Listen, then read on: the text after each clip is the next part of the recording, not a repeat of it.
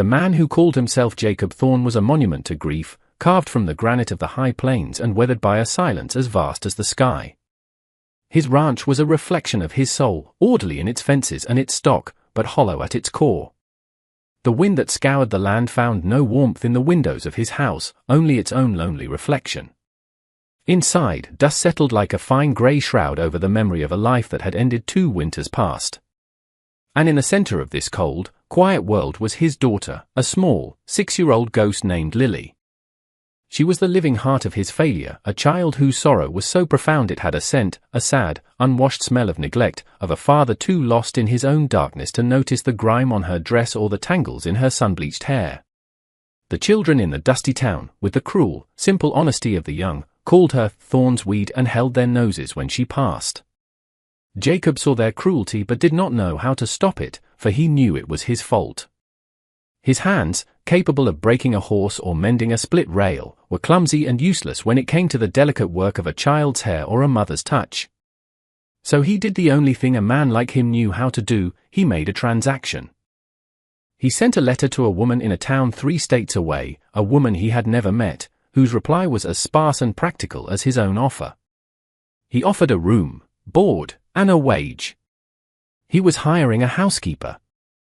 What arrived on the stagecoach was a woman named Annalise, who carried a single carpet bag and a quietness that rivaled his own. She was not what he had expected. There was a stillness in her grey eyes, a history he could not read but felt in the careful way she held herself, as if bracing against a phantom blow. He paid for a housekeeper, but he received a woman who looked at the dust-caked windows and the forlorn child not with judgment, but with a deep, weary understanding. Their first exchange was one of pure function. "The well is there," he said, pointing. "The girl's room is upstairs. Supplies are in the pantry." Annalise simply nodded, her gaze sweeping over the cold hearth, the unwashed dishes, the small, smudged face of the little girl peering from behind a doorway. She did not offer pleasantries or ask questions. She simply untied the ribbons of her bonnet, rolled up her sleeves, and began the slow, arduous work of bringing a house and a home back from the dead. Annalise began not with words, but with water. For 3 days, the sound of her work was the only disturbance to the ranch's oppressive silence. It was the slosh of water in a bucket, the rhythmic scrape of a brush against floorboards, the snap of clean linens in the relentless wind. She moved through the house like a gentle tide, receding the layers of dust and sorrow. The first thing to change was the air itself. The stale scent of disuse was slowly replaced by the sharp, clean smell of lye soap and the faint, earthy aroma of dried lavender she unpacked from a small sachet in her bag.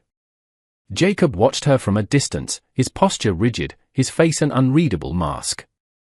He had expected a servant, someone to perform chores. He had not anticipated this quiet, methodical reclamation of his space. She never spoke to him unless necessary, her voice low and even, asking only where to find more rags or if he preferred his coffee black. He would answer in grunts or single words, feeling an unfamiliar intrusion in his self-imposed exile. He was a man accustomed to the predictable rhythms of livestock and seasons, but this woman's silent industry was a force of nature he had not accounted for. She mended Lily's torn dress with stitches so fine they were nearly invisible. She polished the clouded glass of the oil lamps until they shone. She baked bread, and the warm, yeasty smell filled the kitchen, a scent so deeply tied to the life he had lost that it was a physical pain in his chest. He saw Lily watching the woman, her eyes wide with a mixture of fear and fascination. The child, who had learned to be as silent and unobtrusive as a shadow, was drawn to the gentle hum of Annalise's presence. The woman did not force an introduction, she simply existed, a steady, warm presence in the cold corners of their lives. She was washing the memory of his wife from the house, and he did not know if he should be grateful or furious. The house was becoming brighter, cleaner, but it felt like a betrayal.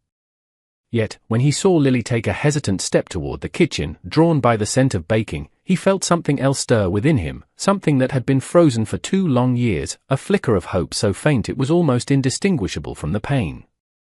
The true transformation began not with the house, but with the child. For days, Annalise had cleaned around Lily, her movements gentle, her presence a silent offering of peace. She never addressed the girl's unkempt state directly, never showed a hint of the revulsion Lily was so used to seeing in the faces of others. She simply created an environment of clean, quiet order, a stark contrast to the child herself. Then, on the fourth day, as the afternoon sun cast long shadows across the newly scrubbed porch, Annalise approached the girl. Lily flinched, expecting a reprimand, a harsh hand. Instead, Annalise knelt, her eyes level with the child's. "I brought something up from the creek," she said, her voice as soft as creek water over smooth stones. She held out her hand. In her palm lay a sprig of wild mint and a pale, lacy blossom of yarrow. Lily stared, mesmerized. No one had offered her a flower before. "They smell like sunshine," Annalise whispered. "I thought we could put them in your bath." She did not say, "You need a bath. You smell." She said, "We." An act of shared purpose, not of correction. Later, in the warm kitchen, a large copper tub steamed with water heated on the stove. Annalise crumbled the herbs into the water, and a fragrant, clean scent rose to fill the room, chasing away the last vestiges of staleness. Jacob stood in the shadows of the barn, watching through the kitchen window, his heart a tight, painful knot in his chest.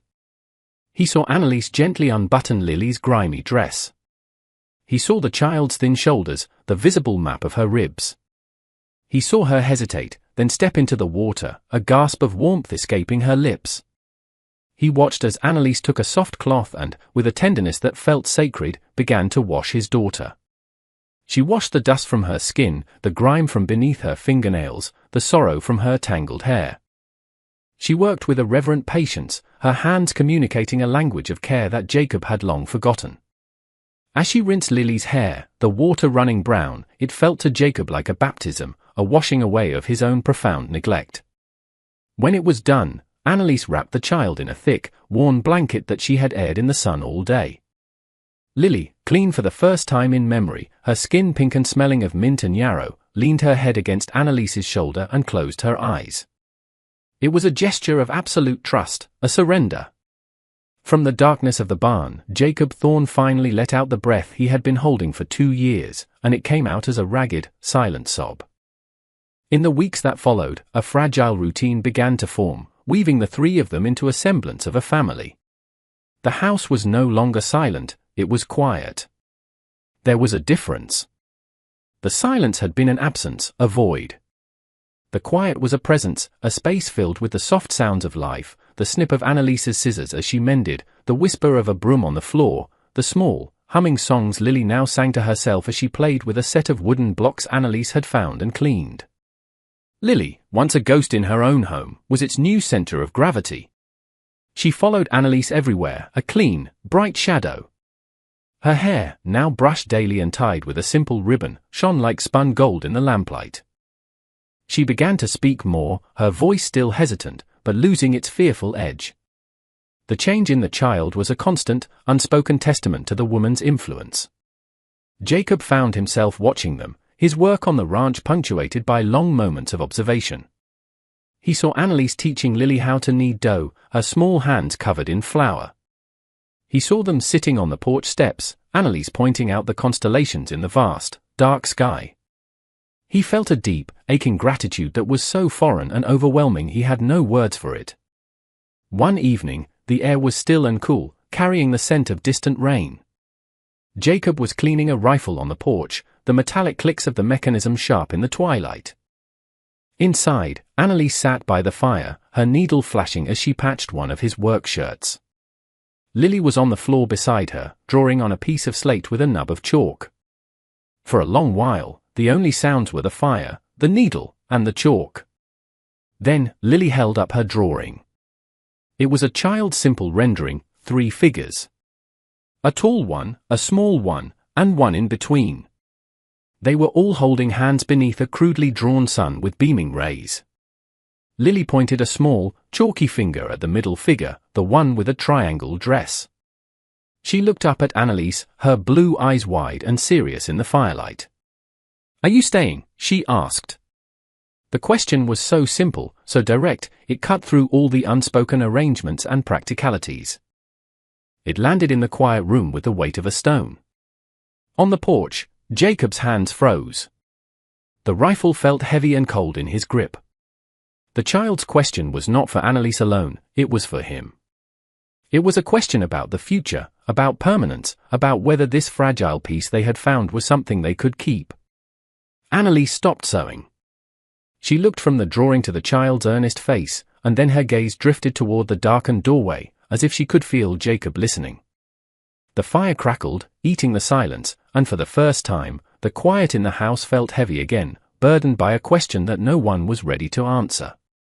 The answer came not in words, but in the fury of the sky. Autumn bled into an early, brutal winter, and a blizzard descended upon the plains with the speed of a striking hawk.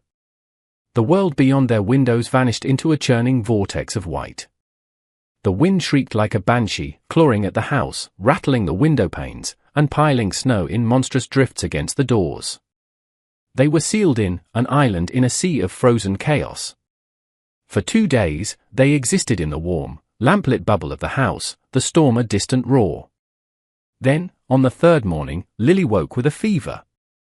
It began as a flush on her cheeks, a weariness in her eyes, but by nightfall, she was burning, her small body racked with shivers, her breaths coming in shallow, ragged gasps. Fear, cold and sharp, pierced the fragile peace of the home. It was a fear Jacob knew intimately. He saw not just Lily in the bed, but his wife, her face pale against the pillow, her breath catching in the same terrible way. The storm outside was nothing compared to the storm of memory and terror raging within him. He was paralyzed, the grief that had numbed him for 2 years now threatening to drown him completely. It was Annalise who moved. Her calm, which had seemed to him a quiet resignation, was revealed as a formidable strength. She took charge, her voice steady, her hands competent. "More wood for the fire, Jacob," she commanded, a use of his name a stark command that broke through his stupor. "Boil water. We need to break this fever." They fell into a desperate rhythm, a partnership forged in the crucible of crisis. Annalise bathed Lily's forehead with cool cloths, murmuring soft, reassuring words. Jacob kept the fire roaring, the house a bastion of heat against the deadly cold, his movements mechanical, driven by her quiet instructions.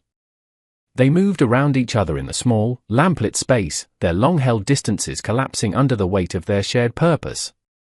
He saw the exhaustion lining her face but also an unwavering resolve. She saw the raw terror in his eyes, the agony of a man being forced to relive his worst nightmare. There were no more roles, no employer, no housekeeper. They were simply a man and a woman fighting for the life of a child. For hours, they fought together, a silent, desperate team, the only sounds the howling wind, the crackling fire, and the child's labored breathing. In this shared vulnerability, stripped bare by fear and exhaustion, the walls between them finally crumbled to dust. In the deepest hour of the night, when the storm raged its loudest and hope wore thin, Lily's fevered tossing stilled into a shallow, unnervingly quiet sleep. Annalise sat by the bed, her hand resting on the child's forehead, her posture a study in weary vigilance. Jacob stood by the window, staring out into the impenetrable wall of white, feeling the ghost of the past press in on him. The silence in the room was heavier than the storm. It was a storm like this, he said, his voice a raw, broken thing he hardly recognized. He did not turn from the window. The doctor couldn't get through. I was alone with her. He didn't need to say his wife's name. Her presence filled the room. She burned just like this. I held her hand, and then she was gone. I was supposed to protect her. I failed the confession, locked away for 2 years, spilled into the quiet space between them. When she died, he continued, his voice cracking, something in me froze over.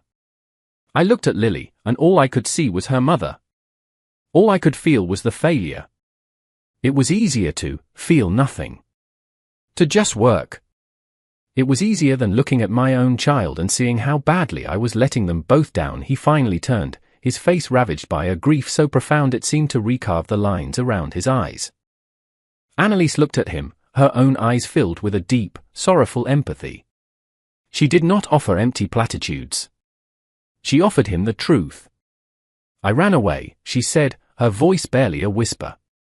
My husband, he was not a kind man. His hands were hard, and his words were harder. He believed a wife was a possession, something to be used and broken. The final time he raised his hand to me, I saw that if I stayed, I would end up just like my mother, a woman erased by a man's rage. So I took what little I had and I left in the night. I came here seeking not a job, but refuge.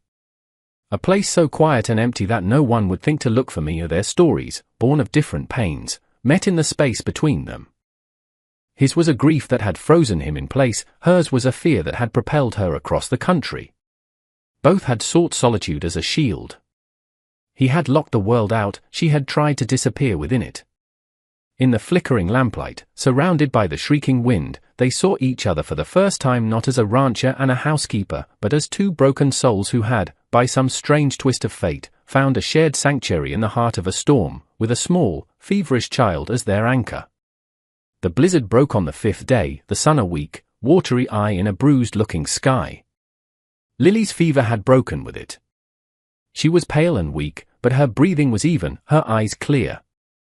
The immediate crisis had passed, leaving behind a new, altered landscape, both outside and within the walls of the house.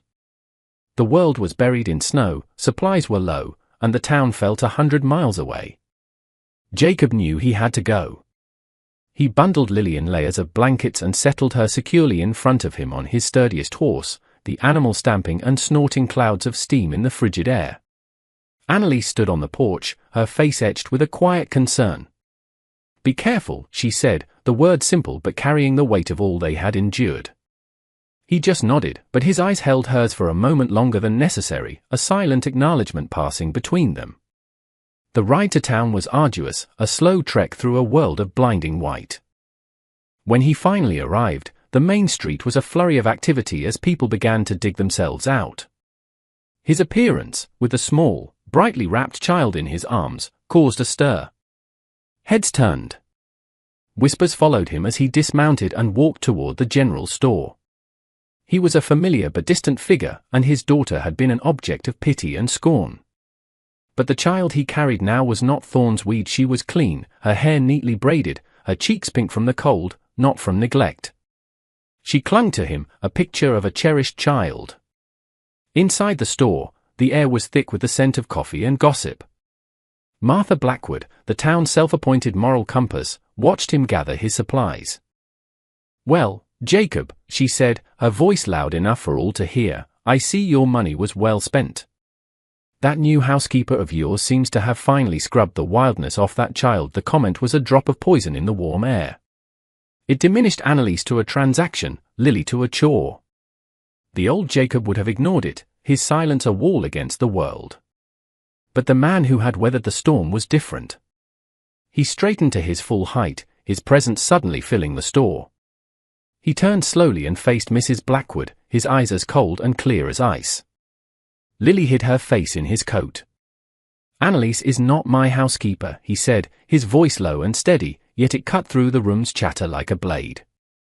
Every eye was on him. "She is family." He left the words hanging in the stunned silence. It was a line drawn in the snow, a public declaration of a private truth. He paid for his goods, turned without another word, and walked out of the store, leaving the whispers to reform in his wake. He had not just defended Annalise's honor, he had claimed her, and the new life she represented, as his own. The journey back to the ranch was lighter, the snow-covered plain seeming to shine with promise rather than threat. When he arrived, Annalise was on the porch, watching for him, a dark, still figure against the vast white backdrop. He dismounted and lifted a sleeping Lily into her waiting arms. Their hands brushed, and a current of warmth passed between them in the cold air. That evening, the house was filled with a profound and peaceful quiet. Lily was tucked into her bed, sleeping soundly. The fire cast a warm, dancing glow on the walls. Jacob and Annalise sat at the small kitchen table, a pot of coffee between them. The space that had once been a gulf of unspoken grief was now a comfortable silence, filled with a new, shared understanding. After a long while, Jacob rose and went to a small, locked chest in the corner of the main room, a chest he hadn't opened since his wife's death. He returned to the table and placed a small, tarnished object in front of Annalise. It was a silver ring, simple and unadorned, worn smooth with time. It was his wife's wedding band. Anneliese looked at it, then up at him, her eyes questioning. It was hers, he said, his voice thick with emotion. He wasn't a man for pretty speeches or flowery words. His heart was a language of actions, of fences mended and storms weathered. He pushed the ring gently across the wooden table toward her. The past is a ghost. It will always be here. But it doesn't have to haunt the whole house. He met her gaze, his own eyes clear and certain.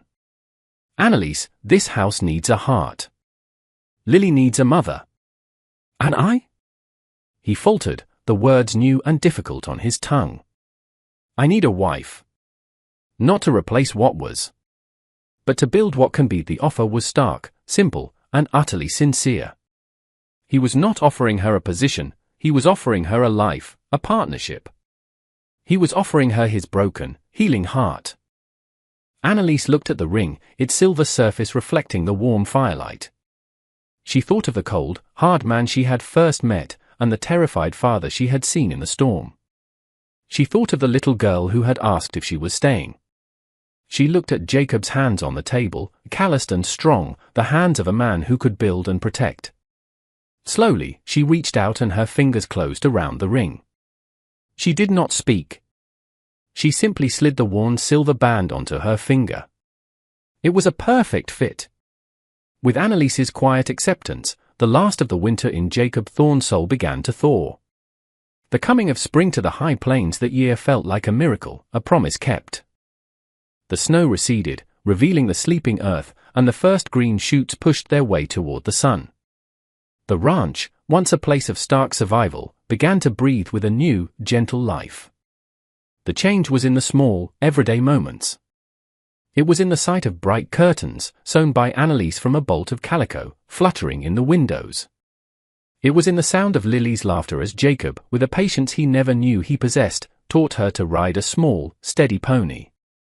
It was in the garden Anneliese planted near the porch, her hands turning the dark soil, coaxing life from the ground in the form of beans and squash and vibrant, cheerful sunflowers that turned their faces to the east each morning. Jacob found himself smiling, a slow, unaccustomed stretching of muscles long dormant. He would watch Anneliese as she worked, her movements filled with a graceful purpose, and feel a sense of peace so profound it settled deep in his bones. The silence between them was no longer a void but a shared language. They could spend an entire evening on the porch, he cleaning a harness, she shelling peas, without a single word passing between them, yet feeling more connected than he ever had with the easy chatter of the past. He learned the landscape of her moods through the smallest gestures, the slight tightening of her lips when she was worried, the soft hum that meant she was content. She, in turn, learned to read his stillness, to know when his silence was thoughtful and when it was troubled. They were two solitary trees who had learned to grow together, their roots intertwining beneath the surface, drawing strength from the same soil. One afternoon, he came upon her and Lily in the new garden. Lily was carefully watering a row of seedlings, her small face a mask of concentration. Anneliese was weeding nearby, a stray strand of hair falling across her face. She looked up as he approached and brushed it away with the back of a dirt-smeared hand, leaving a smudge on her cheek. She smiled at him, a genuine, unguarded smile that lit up her grey eyes. In that simple, domestic moment, the warm sun, the smell of the earth, the sight of his daughter thriving and the woman he loved smiling at him, Jacob felt the last of the ice around his heart crack and melt away, leaving not a scar, but fertile ground for a new life to grow. The years that followed did not erase the sorrows of the past, but they softened their edges, like river stones worn smooth by the steady current of time. The Thorne Ranch became known not as a place of tragedy, but as a place of quiet strength and warmth. The sunflowers in Anneliese's garden grew tall and strong, a golden beacon visible from the road. The house, once a cold shell, was filled with the scents of baking, the sounds of laughter, and the steady, beating heart of a family forged in a crucible. Jacob never became a man of many words, but his actions spoke a clear and constant poetry of love. It was in the sturdy new swing he built for Lily, hanging it from the branches of the oldest cartonwood tree. It was in the small, carved bird he left on Anneliese's pillow one morning, a gift for no reason other than to see her smile. It was in the way he would reach for her hand as they sat on the porch in the evenings, their fingers lacing together in a gesture of easy, certain belonging. Lily grew from a timid weed into a bright, confident flower, her roots sunk deep in the certainty of being loved. The shunned, silent child was gone, replaced by a girl with her father's resilience and her mother's gentle spirit. The past remained a part of their story, a somber chapter that gave depth and meaning to the peace they now enjoyed. Sometimes, on a winter's night when the wind howled with the voice of the storm, Jacob would look across the warm room at Annalise and Lily, their heads bent together over a book, and he would feel a surge of gratitude so fierce it was almost painful. He had paid for a housekeeper to bring order to his home, but fate had sent him a woman who brought grace to his soul. He had sought to wash his child clean of neglect, and in doing so, had his own frozen heart cleansed by a love he never expected to feel again. He had learned that a home is not just a structure of wood and stone, but a shelter built from shared vulnerability and forgiveness. It is a quiet place where broken things can be mended, where silent sorrows can be heard, and where three solitary figures, sketched in chalk on a piece of slate, can become a family, holding hands forever beneath a warm and hopeful sun.